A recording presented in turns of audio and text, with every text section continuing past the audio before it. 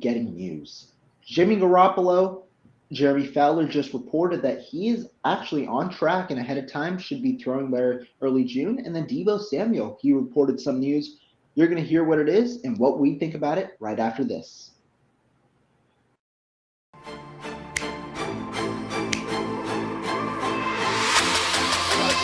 Let's go get him. Let's go get him today, man. Let's go. Hey, dominate on 3. 1, 2, 3. Dominate.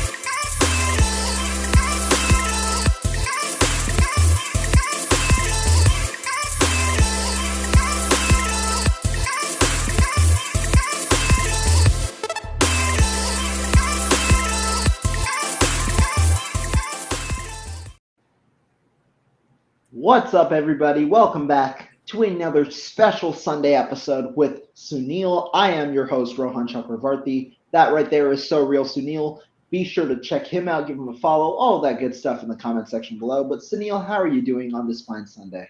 Doing great, man. I'm telling you, that video, especially the part where Fred Warner's like, come on, let's get it. That gets me ready for the show, man. So I love being on here. Yeah, we need our essentially, like, that video just serves as our hype man, just getting Exactly. Then we get right into it. Exactly. But guys, we got some interesting information over the last couple of days, over the weekend. Jimmy Garoppolo, we got some news on him. We got some news on Deebo Samuel, and then some interesting quotes here and there as well. But Suneil, let's jump right into it.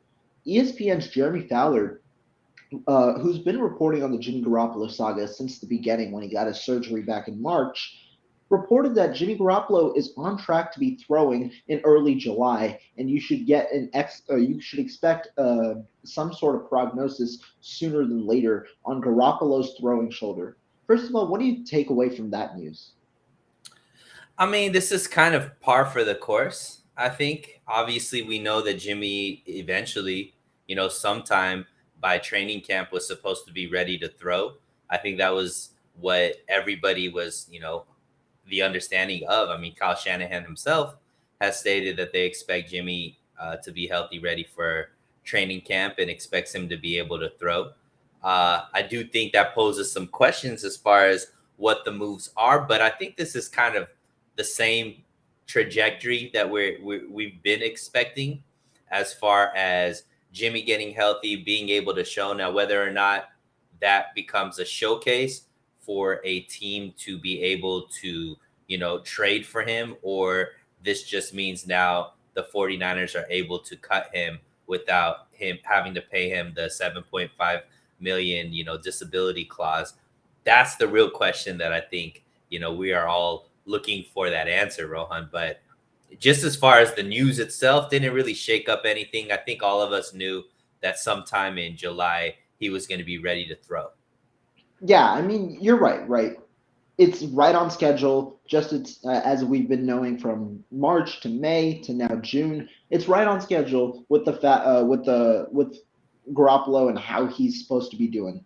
But to me, it does symbolize a little bit that over the last couple of months, we've been talking, like, it's not us necessarily, but a lot of 49er fans and a lot of people outside the 49er world have been talking about how they're critical of Trey Lance because the 49ers have held on to Garoppolo that long. And to me, it symbolizes the move, or that a move on Garoppolo, be it a release or a trade, is just happening sooner than later. We finally are getting into that final stage of the Garoppolo experiment because now that he's healthy, you said it, 49ers no longer have to pay that extra $7.5 million in the injury guarantee in his contract, meaning they can recoup the entirety of his $24.2 million salary for 2022 because it's non-guaranteed, or they can find a trade partner for him because teams that are requiring a starting caliber quarterback can now trade for a piece now that they've known that the medicals are okay and they can see the finished product with Garoppolo right now. So to me, it does symbolize the nearing of an end. And I just talked about some teams, right? How teams might be in the market for Garoppolo. Do you foresee any realistic trade partners for Garoppolo, or do you not think that that's the case? Yeah, I mean, I guess at this point, it's kind of difficult for me to see a team really wanting to trade for Garoppolo unless it's like a throwaway pick, you know what I mean? Like a 6th or a 7th, something low. because, just the contract, right? I don't see the 49ers willing to eat any of that contract, because if that was the case, they could just cut him and, eat 7.5 million, right? But that they have been hesitant to do that. I just don't know what leverage the 49ers have at this point as far as being able to be a trade asset. I guess the only way that it could happen is if both Carolina and Cleveland, which seem to be the two teams that are, at least been, I guess, tied to Garoppolo as far as maybe a need because of their quarterback situations. If both of them were in contention and openly in contention, maybe, one of them wants to get Garoppolo for sure versus him on the open market and then having to contend that way. I personally believe there would be more competition for Jimmy Garoppolo if he was just a free agent, because you're looking at teams like Seattle, Cleveland, Carolina, and possibly even a team like Pittsburgh or a team like Houston may all think, okay, Jimmy on a lesser contract might be somebody that we want to go after, and then Jimmy would have his pick of the litter. I just don't know why a team would really give up an asset for Jimmy, especially when you have to take on that contract, even for a team like Cleveland who can eat that contract without any issues. A team like Carolina, they already have cap issues, and there's no way that they'd be able to get Jimmy under the cap unless they make some, big personnel moves on their team. So I don't know if they could even make the trade if they want to. But Cleveland, I just don't know why, when you could just wait it out and maybe contend for Jimmy on the free agency market. Yeah, I think you make a couple of good points. Just for extra context, NFL Network's Mike Giardi followed up Jeremy Fowler's report. He said, per sources, that Garoppolo's shoulder is feeling good, feeling sound. He hopes for a quick resolution once he shows he's able to make all the throws, which his source says will not be a problem. And obviously, we expect the source to be someone from Garoppolo's camp. The point being, Garoppolo himself expects a quick resolution. And to me, I'm not expecting a trade. I'm not really expecting, just because of the reasons you pointed out. The contract is heavy, and also the lack of suitors, because at this point of the offseason, there aren't that many teams with the significant amount of cap space to acquire a 24.2 million. Well, the cap it is around 27 million, right? So to acquire that 27 or 25.5 million dollar contract onto the books, there are not a lot of contending teams that are going to be wanting to do that at this point of the season, rather than just getting Garoppolo for a cheaper price. However, two factors do intrigue me with the Garoppolo saga, and that is teams outbidding each other, like you just mentioned, and also the quick resolution that Garoppolo points out. I'm assuming that Garoppolo has been in contact with several teams, as the 49ers did allow him to seek a trade earlier in the offseason.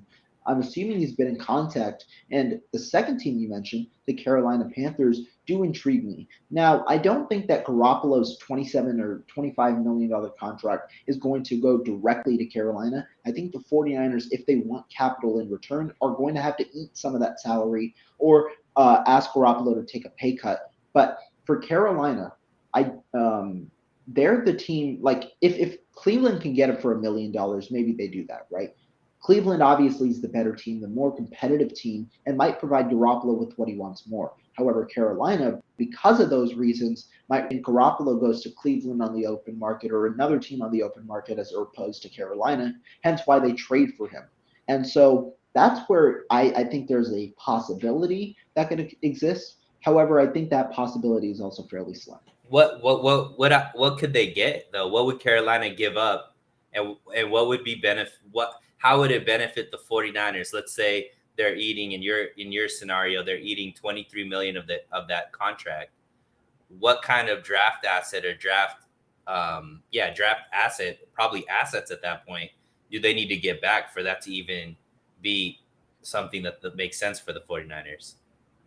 So right now the Carolina Panthers do have about 24.5 million in cap space. I'd expect either one of two things. If Carolina has that? They have 24.5 million in cap space right now. Interesting, because I thought they were at it or over. Did they make some cuts recently? They might have. I haven't been Okay. following them as much, but their highest cap hit is Sam Darnold with his 18.85 million. They might have. I know why. Earlier in the offseason, in the March time, they did a ton of restructures to get to that 29 to $30 million of cap space. Okay. And now, because they probably haven't used a ton of it, that's where a part of this comes. I think they did. It looks like they restructured McCaffrey. It looks like they restructured right tackle Taylor Moton. Those are the two names that I think pop out to me immediately looking at their salary cap right now. And so I think they did a couple of restructures. It seems like they also probably restructured Shaq Thompson and Robbie Anderson as well. So they've got, I think, four restructures that they did to get to that amount of money. And so I think that they obviously have the capital to do it. I don't know how much of the 49ers are going to eat out of Garoppolo's contract if a deal gets done. But for the compensation, Garoppolo will fetch you a third round pick in the compensatory formula if he what do you call it? If the 49ers roster him and he leaves in free agency next year. He likely fetches a third round pick. I'm assuming that's the asking point for San Francisco, although obviously the downside of that is you have to roster Garoppolo. So that negotiation price might come down and down to maybe a fourth or a fifth, essentially a mid round pick, right? That's what I'm expecting if the 49ers do that type of trade for or in return. I don't expect a second round pick. I think that would be crazy, despite that was the expectation earlier this offseason. I'd expect a mid round pick at this point, especially given the precedent of the Matt Ryan trade. Yeah, I just don't see the 49ers that making sense.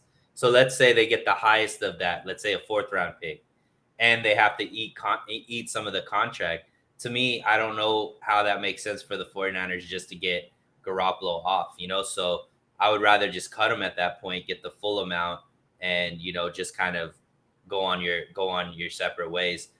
For me personally, I just think that the biggest indication was actually it was I think it was Jeremy Fowler's report maybe about 3 or 4 weeks ago, where he said that the 49ers had given Garoppolo's camp permission to start negotiating with other teams as far as contracts.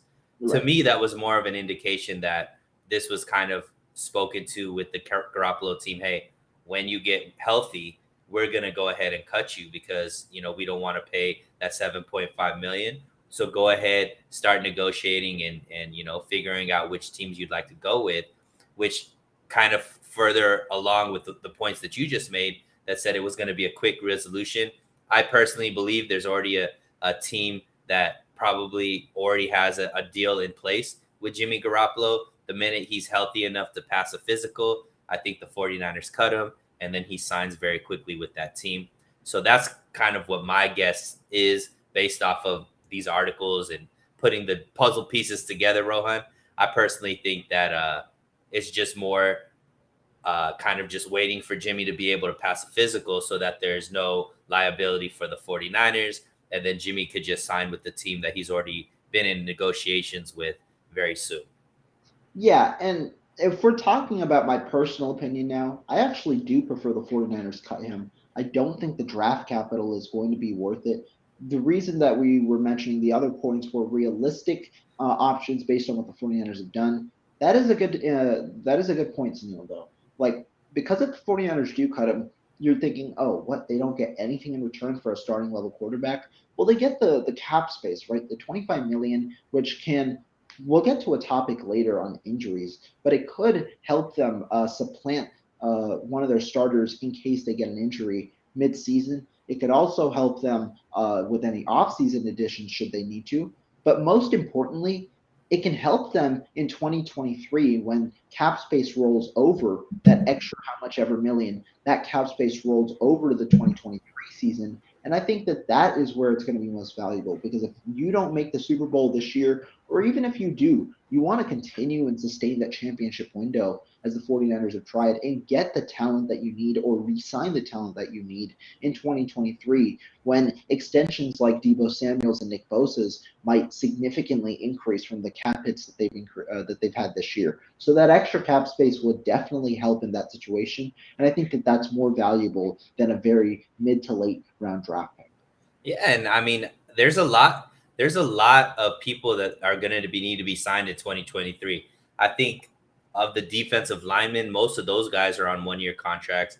A guy like Mike McGlinchey, he'll be off the books as well if you want to re-sign him. So, there's a lot of notable starters and depth pieces there, Rohan, that the 49ers do need to make some decisions about. And having that war chest of at least cap availability gives them a more, I guess, the upper hand, or at least some flexibility there to be able to sign, re-sign, or, go out and, be competitive in the free agent market to attract a player that might be, a game changer for them, like they were able to do with a guy like Charvarius Ward this offseason. Yeah, that's a very good point, right? Because like you said, there are a ton of free agents next year. Jimmy Ward is a free agent, and then like you said, defensive linemen. There's a good amount of them because they signed them on 1-year deals. Azeez Al-Shire will be a free agent next year, and the 49ers might want to re-up him to an extension, especially if they lose Drake Greenlaw. And then, like we said, the two big deals that could happen, as well as maybe a Brandon Ayuk extension if the 49ers feel that way about their second receiver. But 49ers throwback, our guy Fernando comes up here with a question. Do you think Jimmy goes to the Browns? Marco doesn't think so. What do you think, Neil? I mean, I think that if he gets cut, right, only if he I don't think there's any situation where the Browns actually trade for Jimmy. I mean, that would be ridiculous, right? You trade for 2 quarterbacks in the same offseason just doesn't make any type of sense, even with, what's going on with them as far as Deshaun Watson and that whole ordeal. But do I feel like Jimmy would be a fit for the Cleveland Browns? I think he's the perfect fit, especially for what's going on there, right? They're figuring out what to do with a guy like Baker Mayfield, who, for whatever you want to say about his play on the field, which was, I guess, average or above average, however you want to put it, it's a very contentious situation there, right? Obviously, the Deshaun Watson situation is not a good look. So bringing in somebody like Jimmy Garoppolo, who's known for his leadership skills, known for dealing with a very tumultuous situation, which is like an understatement for what he had to deal with every offseason, being, part of the Kyle Shanahan regime that just flirted with every single available quarterback while he was on the team, and has a pedigree for winning, right? The Cleveland Browns roster is not one that's in a rebuild phase. They're looking to be able to win right now, and they're built very similarly to the 49ers in the sense that they're built around a very strong defense and a very strong running attack. They don't necessarily need a quarterback that's going to throw the ball down the field with great regularity, because Baker wasn't that type of quarterback either. They like the quick underneath, accurate type of passes, timing kind of passes. And I think that you could look at Jimmy Garoppolo as a more mature Baker Mayfield, and they did have a lot of success with Baker. I think that maturity, those intangibles that Jimmy does bring to the team, would fit very well in a Kevin Stefanski run team, because he's had so much success in Minnesota with a guy like Kirk Cousins, who a lot of people feel like is a similar type of quarterback to Jimmy Garoppolo. So I personally believe if I was Jimmy, that would be the best situation for me. Gives me a chance to go in, be a starter, and be able to, or at least compete for a starter position, and be able to really showcase with the great amount of talent around you. And if, Deshaun Watson comes back, at that point, at least you've built up your resume, shown the league what type of player you are to get that next opportunity with the team the next offseason. So for me, there's a lot of things that point to why that would be a good thing for Jimmy. Not to mention the backup quarterback there is Jacoby Brissett, who Jimmy Garoppolo has been a teammate of in New England. So that kind of reuniting in a quarterback room with somebody that you're familiar with, somebody that you've competed with, that might be something that's appealing to him as well. Yeah, and I mean, you make great points about the Browns thing. I don't think that a trade is realistic. The Browns currently have $40 million, I think, in cap space or something like that, a pretty significant number. But I don't think a trade necessarily is the most realistic option, just because the Browns already have $18.8 million tied to Baker Mayfield, and I think Deshaun Watson's cap hit for this year. Obviously, we don't know what happens there, but is around 10 million. And then to top it off, Jacoby Brissett has a cap hit of about 4.5 million this year. So that's a ton of money allocated to your quarterback room. I think the only way Jimmy Garoppolo could potentially go to the Browns via trade is if Baker Mayfield gets moved first. And even then, I think the chances are slim. I think if Garoppolo goes there, it would be via free agency after the Browns have moved on from Mayfield's contract. And I think that I don't know what the contract necessarily would be and how much they'd be willing to pay him, but he would be a pretty good fit with Kevin Stefanski in that run first offense that orients itself on play action. And I could also see new wide receiver one Amari Cooper being used in a similar way that the 49ers used Deebo Samuel last year. And I'm not talking about the running back type of version. I'm talking about the routes that Deebo Samuel ran, a lot of these routes over the middle, which Amari Cooper is a very good possession receiver, and he can work well after the catch as well at times. And so I think that that would be a pretty good fit for Jimmy Garoppolo for him to have a reliable target as well.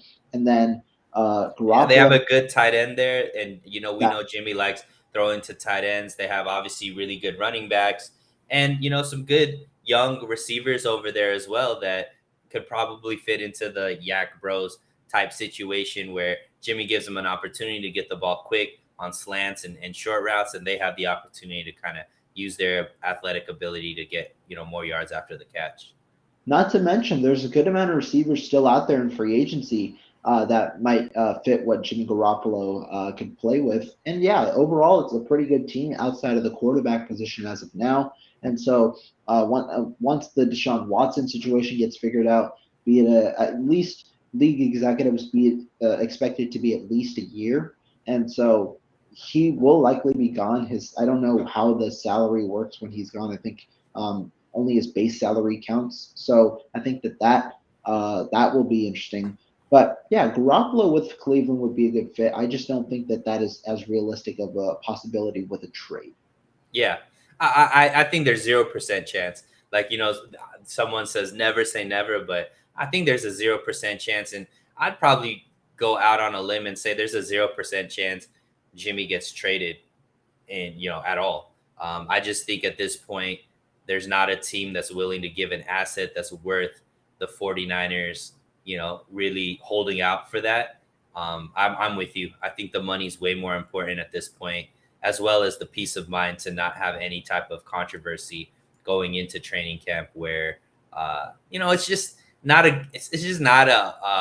for everything that the 49ers can be criticized about, Rohan. One thing is they keep their locker room pretty upbeat. They keep the team and that culture pretty healthy under Kyle Shanahan and John Lynch. For everything that they said this offseason for Jimmy, as far as many times Kyle Shanahan has talked about trading him, it just doesn't make any sense to bring that quarterback back at this point and really feel like there's going to be some type of working relationship there. It's just too many hurdles, I think, for anything like that to really happen. So I really see just Jimmy Garoppolo getting healthy enough to pass the physical, get cut, and then go to a team that he's already kind of negotiated a contract with, who he feels like will give him the best opportunity to be a long-term starter moving forward in his career. Yeah, that makes total sense. And CJ, our guy, talks about a very interesting topic. Jimmy Garoppolo, Deebo Samuel, they're related in a way because one's contract could offset the others, although we've talked at length about it. But CJ thinks that Deebo signing will happen right before training camp, leading us to our next topic. And that was, in addition to the Jimmy Garoppolo news, Jeremy Fowler of ESPN reported that Deebo Samuel has not officially rescinded his trade request. He said the 49ers, he said, I'm told the status quo is really when he reported to minicamp. That's the last piece of news that we have here. Nothing else significant has happened behind the scenes between Samuel and the 49ers. In fact, he hasn't officially rescinded his trade request as far as I've heard. But the 49ers are still hopeful that they can mend this relationship and come to a long-term agreement at some point. Looking at that quote and really looking at how the 49ers and Deebo himself have handled the situation in recent time, is there any worry for you on that front? Yeah, once again, I think this is a big fat nothing burger. And, he used his words very specifically, like nothing significant, status quo. Like, basically he hasn't heard anything. So if he hasn't heard anything, we're just gonna keep with the same story that we've been saying, that Deebo Samuel is looking for a trade. Well, not too many players are demanding a trade and still show up for mandatory camp. You know what I mean? Like that just doesn't happen. And we went over this. I think it was on my show last week where you mentioned, we're seeing wide receivers in similar situations not going the route that Deebo went as far as showing up for training or mini camp. Right? You mentioned Terry McLaurin with the Washington Commanders, and as well as DK Metcalf with the Seahawks. So I think that Deebo showing up for the team, the way that Shanahan is speaking about Deebo as far as that relationship, never really ever in doubt, being around the team, all of that kind of stuff. And, knowing the history of what the 49ers do as far as re-signing their players, it's usually in July, usually right around the time that training camp starts. And I'm, assuming the same thing is going to happen right now with Deebo as well. Yeah, I mean, looking at what Jeremy Fowler specifically said, he mentioned the words no official recession of the. I think he said like no. He hasn't officially rescinded his trade request. First of all, how do you officially rescind a trade request? Do you come in with a piece of paper going into hi, I know we had a dispute maybe 2 months ago, but here's my official rescind of a trade request. I don't understand how that works, first of all. So, but you're right. Like at this point, Fowler said it himself. The status quo is really when he reported to minicamp. That's the last piece of news. So it's an upward trajectory right now, whereas a lot of other situations with fourth year receivers aren't necessarily at that point right now. So it seems like while he might have not officially rescinded a trade request, however that might happen, he has Deebo Samuel and the 49ers have now come a little closer than they were before. And I mean, when you look at Kyle Shanahan, John Lynch's words before, they've been pretty clear that Deebo Samuel was not for sale this offseason. John Lynch went as far to say that he'd be a fool to trade him and that Deebo Samuel would be a part of the 49ers this season. Like that, like at least involves some sort of deal this year, be it him coming back on his rookie deal, which likely isn't happening since he's reported and since the two sides are amicable, or the likelihood of him getting an extension, which Kyle Shanahan has talked about. I think the relationship got overblown.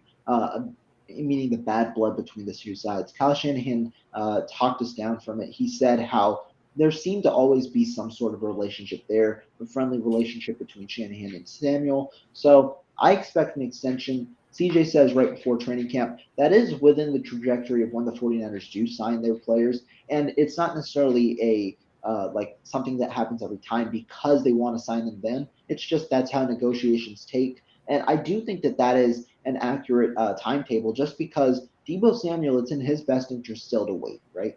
It's in his best interest to get a deal after McLaurin and after DK Metcalf. DK. Mm-hmm. Yeah, exactly. Which means that that's when it'll come during that training camp time. But also, it's in the 49ers' best interest to try and get the best deal for themselves. So that negotiation comes right before training camp. And remember, the new rules with training camp are you can't really miss. I don't know the exact amount of days. I think it's 3, but you can't miss 3 days unless until, and then you get subject to fines and potentially even an accrued season if you skip out on the entirety of training camp at times. So I think that this relationship will get resolved at some point, especially right before training camp, and Deebo Samuel steps on the field with a new contract when training camp resumes. Yeah, and I think another thing to point to, Rohan, just like another little nugget to help you come to your conclusion, is the Trent Williams interview that he did at the beginning of minicamp as well, where he talked about Deebo. Look, I'm never gonna go out and give him advice unless he asks, but the fact that he showed up for minicamp shows his maturity and kind of tips your hat as far as how this is going. So Deebo coming to the table shows like, hey, I am willing to negotiate and work with this. I think the 49ers have been pretty adamant as far as they want Deebo to be a part of this team. And you can tell that by not only their words, but also the fact that they negated any of those trade packages that were offered. And it seems like, there were, at least one, if not, multiple trade offers for a guy like Deebo. So the fact that they didn't do that trade draft has come and gone. I really think this is more about when, not if, and just figuring out those numbers. And we've discussed it, Rohan. Like, we understand the 49ers do have some forecasting to do, because they also have a really good receiver in Brandon Ayuk, who is going to be, up for a contract in a few years here as well. So, and then also Trey Lance. So they got to figure out how much guarantees, how long you want to give those guarantees for, and still fitting guys like Trey Lance, Brandon Ayuk, all those type of things, thinking about that as well. So I'm sure Parag is over there working out the calculations and figuring out all those type of numbers. And it's not something where it's just like, yeah, we want to give them this money. They got to figure out how to structure it in a way that gives them as much opportunity to keep their guys if they want that opportunity, right? The last thing we want to do is give Deebo a contract, and then when Brandon Ayuk comes up for contract, not even have the opportunity to re-sign him because we don't have enough money, or now have to struggle with signing Trey Lance because we don't have the money. So I know the faithful doesn't really think like that. They're just thinking, get our guy now. We want to win now. But front offices can't think that way. They obviously have to forecast. And I think those are some of the questions that they're mulling over, as far as how do we get this weapon in Deebo here and him happy with the money that he's making, with giving us the best opportunity to stay flexible in the future, because they have so much great talent that they're going to have to re-sign on their own. Yeah, I mean, I think the points you make right there are great, right? In that the 49ers have a ton of cap. It's not, they have cap flexibility, but they also have cap concerns because of the amount of, and it's not a bad thing, right? It's never a bad situation when you just have so many talented players that you have to pay. But the 49ers do have to budget for certain players, especially down the line, when guys like Ayuk, when like those type of players, get to that next level and are requiring a contract extension. But Deebo Samuel, like we said, we both expect this situation to get resolved. And I think come training camp time, the 49ers are going to be rolling. Nick Bosa's decision on whether he wants to sign now or next year, I think that comes to a conclusion by training camp as well. And I think Deebo Samuel and his situation gets resolved by training camp as well, giving the 49ers a chance to put it all together one last time and have everybody on the field at the same time prior to the start of the season. Yeah, these next 2 years are really important, because that is where you have this young nucleus together. I mean, as long as Deebo gets signed, right? The next 2 years are going to be important because, in 3 years, now you got to start looking at maybe a contract extension for Trey Lance. Obviously he has that 5th year, but we saw with, a guy like Kyler Murray, where it can get a little prickly, where even after that 3rd and 4th year, they're looking for that guaranteed upping the money and all that kind of stuff, especially if Trey Lance balls out and plays as well as we expect him to play. He could be somebody who, in a couple years is looking for a contract extension versus just playing on his rookie contract. Yeah, I agree. And now kind of moving on in a way, because we talk about training camp. The main thing in training camp, especially this year for the 49ers, training camp battles. And that involves the rookies, the undrafted players, all these different positions that for the 49ers this year have a ton of depth. One of those guys is in the cornerback room is Tariq Castro-Fields. And Castro-Fields, a 6th-round pick. He might not make the roster this year, but one 49ers ex-GM, Scott, I don't know how to exactly say his name. I think it's McClowan.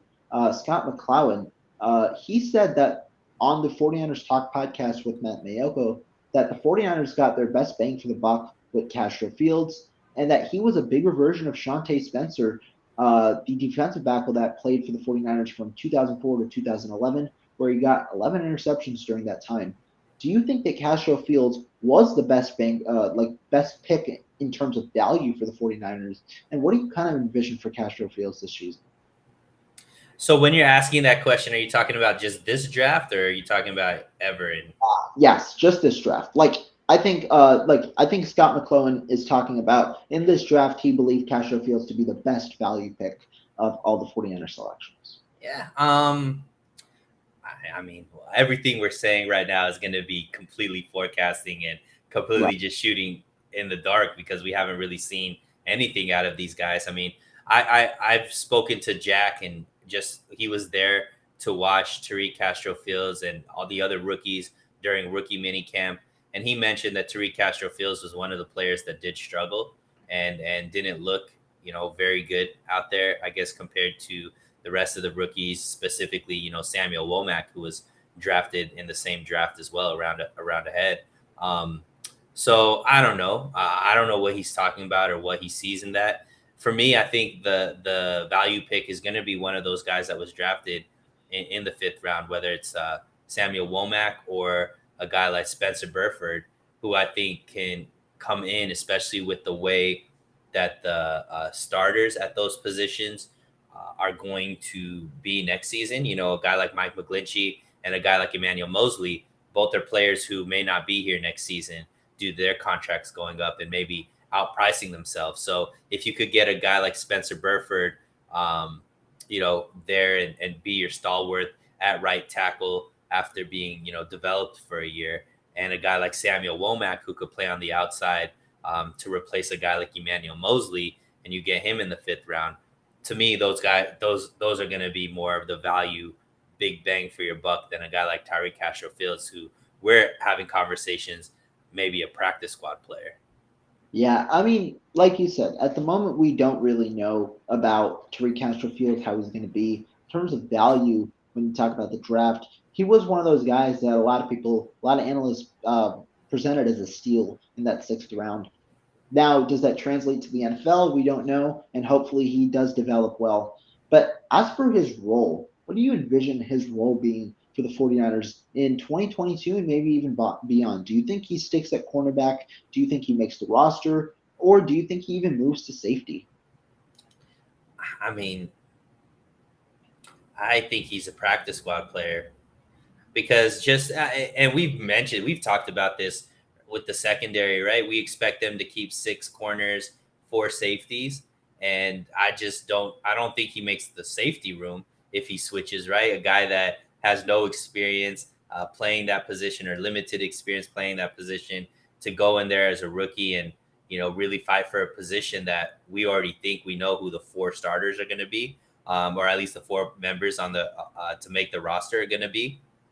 And then with the way the corner room is looking, if Verrett is healthy, which we all assume is going to be the case because of, the stories and what Shanahan has said about Verrett, I just don't see how he beats out the other guys that are, vying for a position for that 6th spot. So for me, I look at him as a fringe guy that makes the roster, maybe as the last player in a depth room, but more than likely, a practice squad player if he doesn't get picked up by somebody else.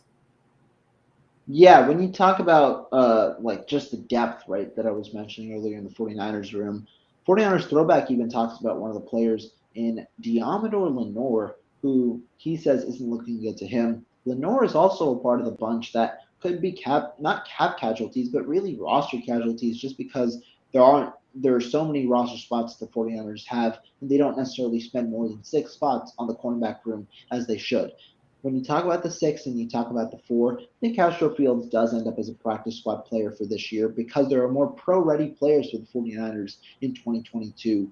Castro-Fields could potentially – I actually brought up on draft night itself that Castro-Fields could be a safety for the 49ers, at least early on when there's such a logjam at the cornerback position because he's got good speed, which the 49ers will value. He's also got the coverage skills, and while he has tight hips, in a playing safety where you're off the ball a good amount and you get to utilize your athleticism a little more, might help Castro-Fields out.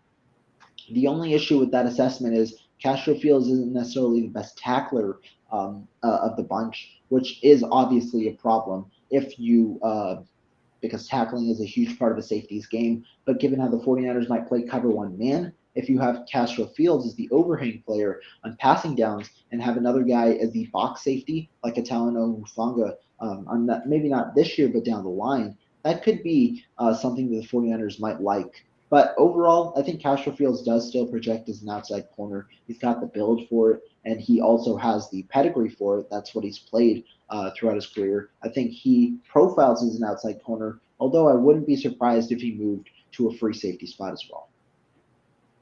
Yeah, to be determined. Once again, we haven't seen this guy with pads, so it's kind of difficult to say what exactly he's going to project to be. Obviously, a lot of these questions will be answered during training camp when they're going full speed in pads with all the starters there as well.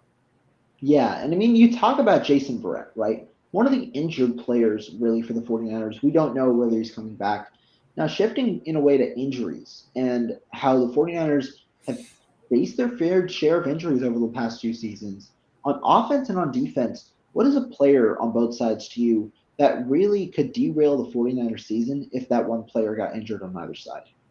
Yeah, and I think I don't know if this is going to mess up your answers, Rohan, but I think we should stay away from Trey Lance because obviously that is bona fide. If Trey Lance gets injured and he's out for the season, this whole season is derailed because I don't think anybody believes Nick Mullins is taking us to the promised land, right? So I'm assuming you're mentioning other than Trey Lance, correct? Exactly. Because I mean, if any starting quarterback in the NFL gets injured, you're done. Like Okay. your season essentially is over. So I'm anticipating without Trey Lance. What do you think? Yeah. So on defense, I would say Jimmy Ward. And the reason why I say Jimmy Ward is that safety room is going to be slim pickings if Jimmy Ward isn't there. What I mean by that is everybody other than Jimmy Ward is either a very young player, somebody that's coming off injury, or somebody that hasn't been with the team very long, right? So Jimmy Ward is really the only veteran there at safety that's been with the team and played with the team for a consistent amount of time. Not only that, he's one of the vocal leaders of this team. So I think that losing him in the secondary would be something that really takes away from the team, just because I don't think there's another person on the roster or even schematically where you can kind of hide not having a Jimmy Ward there, because Jimmy Ward is kind of the eraser for other issues. If you don't have a cornerback or, having situations like that, Jimmy Ward has kind of been that guy to hide that. Yeah. So I think he's very important on this defense and could be a major issue if he does go down. Now on offense, it's a little bit different because I think that obviously there's stars like Deebo and Elijah Mitchell and things like that. But I would have to say, I would think, and this is just kind of might be there because I was thinking Jake Brendel, but I think that you can move. He's somebody that we don't even know what he's capable of quite yet. So I'm gonna actually say George Kittle, Rohan, and this is the reason why I think George Kittle is going to be important. Especially with Trey Lance there, having a safety valve of a guy like George Kittle, I think is extremely important for a young developing quarterback to have that asset there with Kittle. But the other thing is the outside zone only really works when Kittle is there for whatever reason because of his blocking prowess, right? And I think that having that ability to run, outside of the tackles is going to be important for Kittle to be there. And I think just he brings so much energy and so much level of play as far as to the running game as well as the passing game. I just don't see any depth there in the tight end room where somebody comes in is really able to give the same type of production that George Kittle does in those phases of the offense. And we've seen it. We've seen this offense struggle when George Kittle is out, especially to run the ball. So I think that he's probably the most important player to stay healthy, just because of the way the depth looks at tight end past George Kittle. Those are very interesting selections. I really like the Jimmy Ward one on defense, right? When you talk about the eraser, because Jimmy Ward does a lot of things that 49ers fans don't realize. He's versatile, and he also is good at what he does. He backs up what he talks on social media and things with his actual play. I think that's a very good sign. I'm just going to go based off last year and see how the 49ers philosophy changed on defense after one player got injured, and that was Jason Verrett. After that, the 49ers could not play cover one man anymore. They had to relegate to more of a zone defense. And Kyle Shanahan brought this up during State of the Franchise. He said the reason that Charvarius Ward was brought in is because he can cover. He understands the benefits of a zone scheme defense, but he wants cornerbacks that can cover so that they can implement a defense where it's really talent versus talent rather than having defenses figure out the complexities of a zone and finding the open holes in a zone and things like that. And so for me, I'm going to say Charvarius Ward because if he gets injured and if Jason Verrett isn't ready immediately, or if he doesn't go to his former self really immediately, I think that you do have a bit of a struggle, and you might have to relegate away from cover one man if it's not working early on with one of the younger guys, right? Emmanuel Mosley, I believe in is a good lockdown corner as a cornerback number two, but you might have to shift what you do, especially because of the anticipated injuries in that room. So for me, it's Trevor Ward. If he goes out, I think the 49ers do struggle a bit on the back end. Now, with that said, I understand how the 49ers did have a pretty good pass defense last year, right? It was, I think, a top ranked in the top half, and that was with Josh Norman and people like that playing a significant role. But to me, still, if the 49ers want to really reach that next hump, this was a dominant signing for them. This was a much needed a player for them in Charvarius Ward, and I think he'll mean a lot to their defensive scheme if he goes out. And then on offense, you mentioned him, and I think there are a lot of good options, right? We obviously know Trey Lance. If he's out, then the season essentially does face. I mean, the season pretty much is over, right? If he's out for the year, because you got Nate Sudfeld essentially backing up Trey Lance and having to carry a playoff caliber team to the playoffs against the likes of several very good quarterbacks. Then you have Deebo Samuel, one of the best receivers in the NFL. You also have George Kittle, like you said, and you also have Trent Williams, like you said. I was tempted to say Trent Williams, just based on how the left guard has worked really well with Trent Williams in the past, and like in Tomlinson, and how the offensive line really flourishes when Trent Williams is there because you can run to the left side. However, what we saw last year, and I'm not saying that this in any way justifies not picking Trent Williams, but I'm saying what we saw last year was Colton McKivitz somewhat pick up the slack when Williams was injured last year and was a solid stopgap option for those two games. Now, Trent Williams is one of the best players, if not the best player in the NFL, and losing him would be tremendous. But I honestly will go with Elijah Mitchell. And the reason is you have a rookie quarterback. You want to run the football a good amount this year, and Elijah Mitchell is the formula for that. You drafted Tyree Davis Price to form a formidable 1-2 punch. But if Mitchell goes out, you might have Price in the role that Mitchell played last year, leading to more injuries. And obviously, when you have a weakened running back room, you have to relegate to something like a Deebo Samuel playing at running back, which might be against Deebo Samuel's wishes. And I think the 49ers running game was hindered a bit at times last year, right? When Mitchell was out. And I think that could cause a bit of trouble against a tougher schedule this year. And so that's why he's my pick. Yeah. And I totally didn't think about Trent Williams. I mean, he is clearly, however much excluded him out of the mix. He's just like there. Yeah, I can't even envision not having Trent there with all of the commotion that's going on with this offensive line.